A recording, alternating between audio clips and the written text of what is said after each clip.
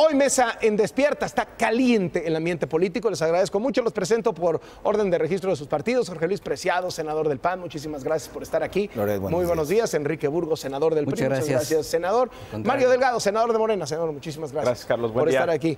La primera reacción, la salida, que me imagino los agarró por sorpresa, del Procurador General de la República, Raúl Cervantes. Bueno, yo creo que concluye un periodo en el cual nosotros hicimos un señalamiento muy fuerte sobre dejar un procurador a modo de la Presidencia de la República como fiscal general.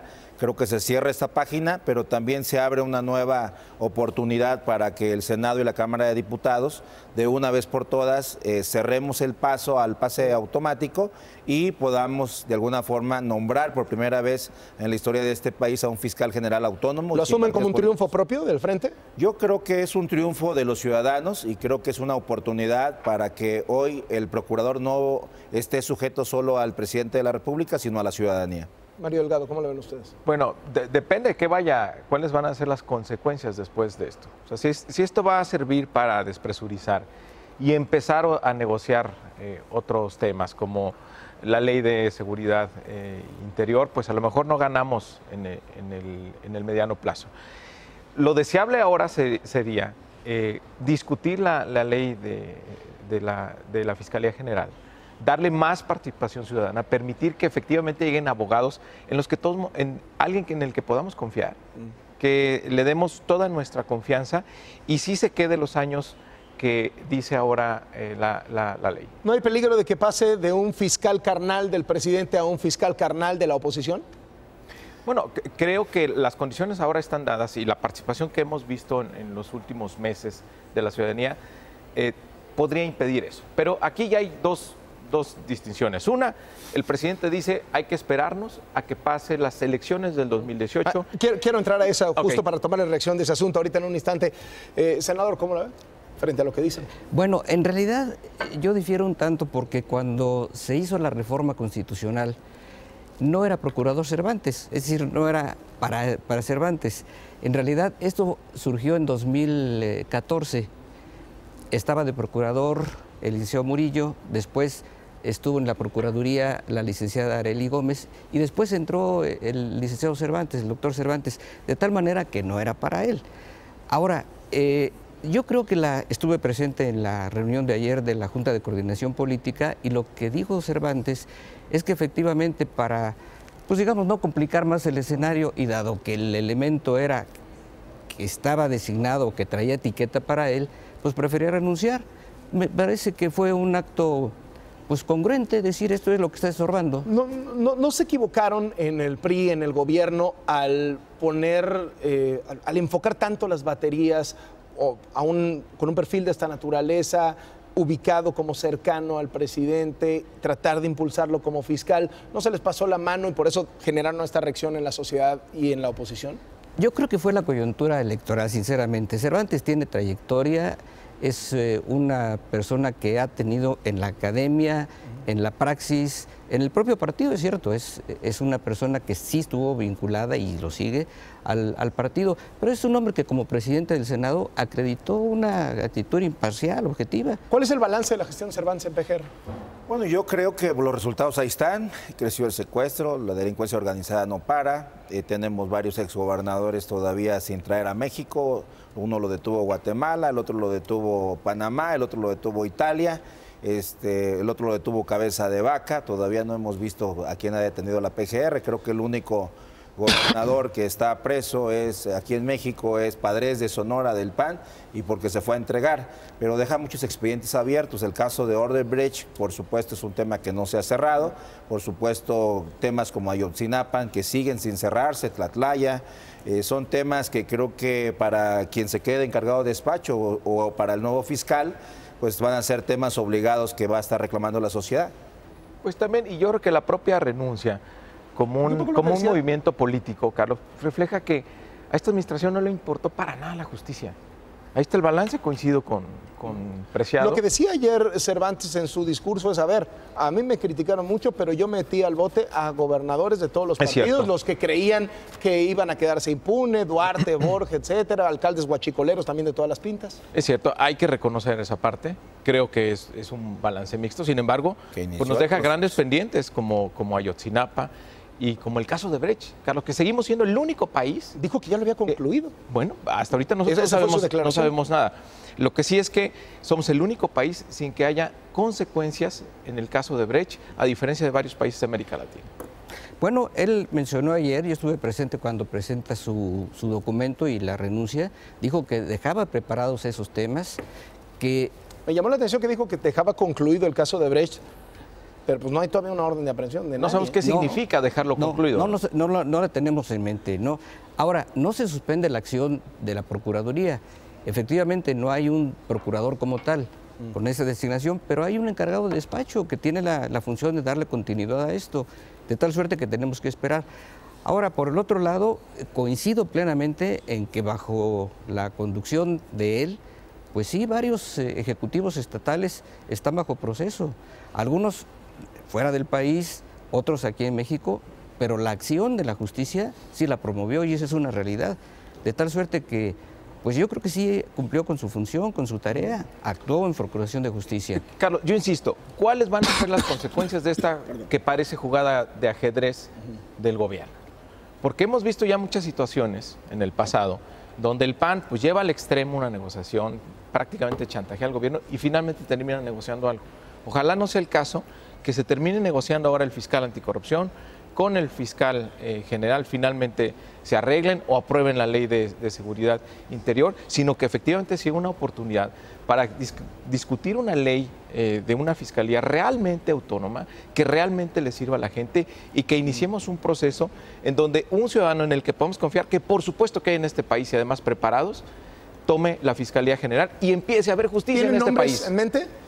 No. El método que establece el 102 es muy diferente a como estaba la Constitución. Es decir, hay una convocatoria abierta a todos los ciudadanos. Sí. El Senado finalmente escoge a 10. Elige a 10. De esos 10 se le mandan al Ejecutivo, que escoge 3, y de esos 3 se nombra al fiscal general. Por eso es muy complicado que alguien se haga de un fiscal general a modo, porque el método ya es mucho más abierto. ¿Hay nombres en mente? Pues digo, han circulado nombres, ¿no? Como el ministro Cosío, el abogado Pérez de Hacha, en fin, yo creo que claro que hay personas en las cuales podemos confiar. Salía el tema de, el presidente dice, está muy efervescente lo político, no puede ser secuestrado el nombramiento de fiscal por la elección, vamos hasta después de las elecciones. Sí, yo le pregunté al presidente, ¿y la justicia qué? Pero allá hay dos puntos de vista, porque ¿qué dice López Obrador? Andrés Manuel está diciendo, a ver, esta administración ya va a ser incapaz, y como están los equilibrios políticos, de seleccionar a alguien que sea realmente autónomo e independiente. Entonces vamos a que haya un nuevo gobierno. Y entonces una oposición que seguramente va a querer tener pues muy amarrado al nuevo gobierno, y un gobierno que no tenga compromiso porque va empezando. Entonces parece que es un momento político ideal para elegir a alguien neutral. Y el presidente dice, después de las elecciones, o sea, como que sigue con la idea de tratar de poder negociar y dejar a alguien a modo. ¿La postura de Morena es elijámoslo ya? Sí, hacemos un proceso abierto, si hay participación ciudadana y logramos garantizar que haya alguien independiente, si no, esperarnos a que haya un nuevo presidente. ¿Cuál es la postura del PAN? La postura del PAN es que se tiene que resolver la iniciativa en Cámara de Diputados y avalarle al Senado, que es una reforma constitucional, para ya aplicar el 102, por un lado, y no está sujeto a negociación. El gobierno sí puso en la mesa la posibilidad de que nosotros nombráramos al fiscal anticorrupción y ellos al fiscal general, propuesta que no fue aceptada. Consideramos que el fiscal general debe ser alguien apartidista, un ciudadano que no tenga compromisos ni con los que se van, ni con los que van a llegar. Estamos convencidos que sí puede hacer, y hay nombres sobre la mesa que creo que vale la pena que valoremos y que por supuesto estaríamos dispuestos. ¿Antes de las elecciones? Yo creo que debe ser en este periodo o finalmente en el siguiente, pero no antes de las elecciones. No antes de las elecciones. No antes de las elecciones, porque es claro que un gobierno que ya se va a tener de frente el resultado electoral, y frente a ese resultado va a querer imponer a un candidato que le facilite o la continuidad o la protección del pasado. Entonces, ¿su posición es que se elija el fiscal antes de las elecciones? Antes del 1 de julio del año que viene. Ajá. O sea, sí, antes. Antes, Muy bien. por supuesto. Yo creo que estamos, en mi opinión, equivocando el concepto. Se trata de una institución de la mayor relevancia, don Carlos, de la mayor importancia, y estamos funcionando en torno a una hipotética persona, en torno a un hombre, y no a una institución. Yo creo que primero hay que hacer el diseño, y ahorita que hay un encargado de despacho que no tiene nombre como tal, como procurador, trabajar en el diseño, una institución adecuada, va a ser de las más relevantes, autónomo constitucionalmente, como ya se resolvió desde 2014. Entonces, no trabajemos en función de nombres, trabajemos en función de una institución, y cuando esté el diseño de esa institución, bueno, entonces habrá la oportunidad de decir, por lo menos 10 nombres, mínimo, pueden ser más de 10. Esos 10 nombres, el Senado los pondrá a consideración del presidente de la República. Él toma su terna y lo envía. Los tiempos, porque... Ayer estaba escuchando en algún programa que no solamente el presidente dice, es probable que sea mejor para que se encuentre a una persona idónea. No hablamos de alguien que conozcamos o que nos parezca, de la idoneidad para ser Procurador General de la República o Fiscal General bajo la nueva designación. O sea, ¿sí piensa que lo mejor es patearlo para después de las elecciones? Bueno, el licenciado López Obrador, ayer vi una entrevista de él y decía lo mismo, que por qué no después de las elecciones. Ayer lo escuché en un programa y decía lo mismo, ¿por qué mejor después de las elecciones? El presidente de la República lo insinuó, abrámoslo. ¿Por qué? Porque estamos trabados en un proceso electoral sin ingenuidades, don Carlos. Hombre, una guerra de lodo, se están dando con caña. Hombre. Es cierto, el momento político ahorita es muy complicado por la elección del 2018 y se ve pues muy difícil que este proceso vaya a salir en ese periodo. Hay que decirlo, desde el punto de vista de lo que necesita de justicia este país, por supuesto que es urgente, que nadie habla del tema, y realmente lo realmente importante en esto es que ya no haya tanta impunidad en nuestro país. Es que empecemos a llevar este país hacia un país donde haya justicia y no lo que tenemos ahora. De todos que los sigue temas... siendo un instrumento político la Procuración de Justicia en México. Es lo que debe terminar. De todos los temas que hay sobre la mesa con los que ha habido críticas entre los partidos, escojo uno, y es el que tiene que ver con la investigación de las fortunas personales de los dirigentes nacionales de los partidos. Arranca esto como una solicitud al Congreso de investigar a Ricardo Anaya, pero luego dicen pues que también investiguen a Enrique Ochoa, y luego dicen no, pues que también investiguen a Andrés Manuel López Obrador. ¿Es este el tono de las campañas? Yo lo que creo es que a partir de que 4 encuestas nacionales le dan al Frente Ciudadano por México una diferencia superior al 10% sobre cualquier otro competidor, inicia una campaña contra el Frente. Por supuesto, una figura visible del Frente es Ricardo Anaya, y por supuesto no investigan la fortuna de Ricardo Anaya, investigan la fortuna del papá de la esposa de Ricardo Anaya, y hoy están investigando la fortuna del bisabuelo de los hijos de Ricardo Anaya que vivía en España. Entonces te das cuenta que claro que es una campaña orquestada contra el Partido de Acción Nacional, contra el Frente Ciudadano, pero sobre todo contra Ricardo Anaya. Y la verdad, pues el mal sabor de boca que le dejó el PAN al PRI el año pasado, donde le quita 9 de 12 gobernaturas, pues hacen muy visible que pueda ser un frente muy competitivo, y por supuesto el PRI está haciendo todo lo posible por arrancar por lo menos en segundo lugar. Yo me pregunto, don Carlos, si esos son los temas que al elector le interesan. Si no hay temas más relevantes, empleo, pobreza, oportunidad, justicia, como le hemos venido hablando, eso es lo que yo menciono, la calle está pidiendo y buscando. Por eso la importancia de decir, los nombres sí son importantes, pero no es lo fundamental. Vamos a entrar en un proceso electoral para una presidencia de la República. ¿Qué espera la ciudadanía? Respuesta a sus temas, a los de ellos, don Carlos. La gente que quiere ir a estudiar, el que quiere tener oportunidad de un empleo, el que quiere mejores hospitales. Ahora un poco lo que ha venido señalando el PAN, el Frente, es el gobierno, en lugar de estar dedicado a eso, está dedicado a perseguir a sus opositores. No, yo no comparto la posición. Hay reglas para que diga, el que se coloque en esta hipótesis, bueno, tendrá que dar la cara, sea el que sea. Por eso están en la cárcel varios exgobernadores, priistas, uno del PAN también. Pero ha habido excesos. Mira, por ejemplo, pongo el caso de un señalamiento. Ricardo Anaya se hizo de unos terrenos que expropió Ernesto Zedillo. Eso fue en el 97, Ricardo Anaya tenía 17 años, hombre. O sea, se pueden cometer esos excesos. Creo que está a la vista de todos los excesos. El uso político de la Procuración de Justicia que has hecho de manera sistemática. Pero otra vez, la impunidad en este país, la injusticia que hay hacia toda la mayoría de la población es lo que realmente preocupa.